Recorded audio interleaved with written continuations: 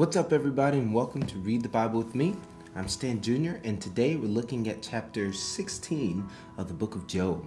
If you're new here, go ahead and click the subscribe button and turn on your notification bell. If you're a Bible Club member, go ahead and like this video and leave a comment below so I know that you're with me.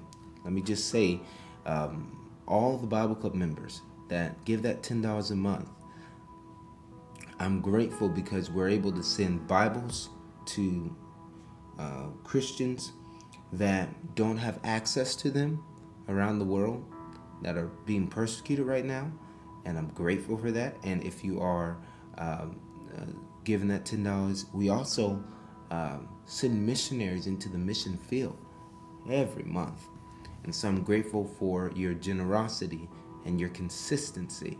I really am.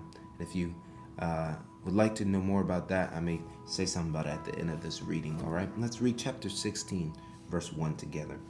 Then Job answered and said, I've heard many such things. Miserable comforters are you. Shall windy words have an end, or what provokes you that you answer? I also could speak as you do. If you were in my place, I could join words together against you and shake my head at you. He's saying it's real easy to look from the other side and shake your head and say a bunch of words when I'm suffering. But let me tell you something. You don't want to add to someone's suffering. If they're already suffering, you don't want to be the component that they get in contact with, and then it adds more suffering. You want to relieve as much as that as you can. And just let them know that he told them a couple chapters ago that your wisdom was your silence. When you were silent and just with me, helping me, he said, that is what I needed. But now that they're opening their mouths, and not only are they opening their mouths and telling them it's going to be okay, they're saying, you caused this.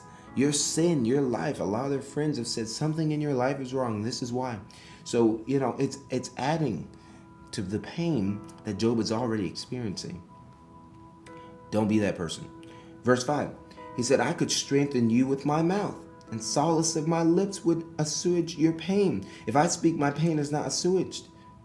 And if I forbear, how much of it leaves me? Surely now God has worn me out. He has made desolate all my company. He said, God is using you all as my friends to make me suffer even more. He said, because you're not even helping me with your words. Surely now God has worn me out. Verse 8, he says, and he has shriveled me up, which is witness against me, and my leanness has risen up against me. It testifies to my face. He has torn me in his wrath and hated me, and he has gnashed his teeth at me. My adversary sharpens his eyes against me. Men have gaped at me with their mouth. They have struck me insolently on the cheek. They mass themselves together against me. God gives me up to the ungodly and casts me into the hands of the wicked.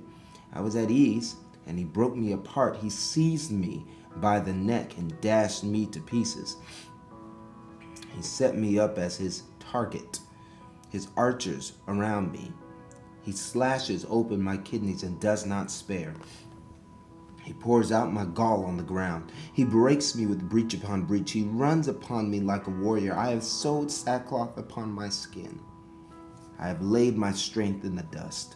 My face is red with weeping, and on my eyelids is deep darkness, although there is no violence in my hands, and my prayer is pure. He's saying, I don't know why this is happening to me. O earth, cover not my blood, and let my cry find no resting place. Even now, behold, my witness is in heaven, and he who testifies for me is on high. My friends scorn me.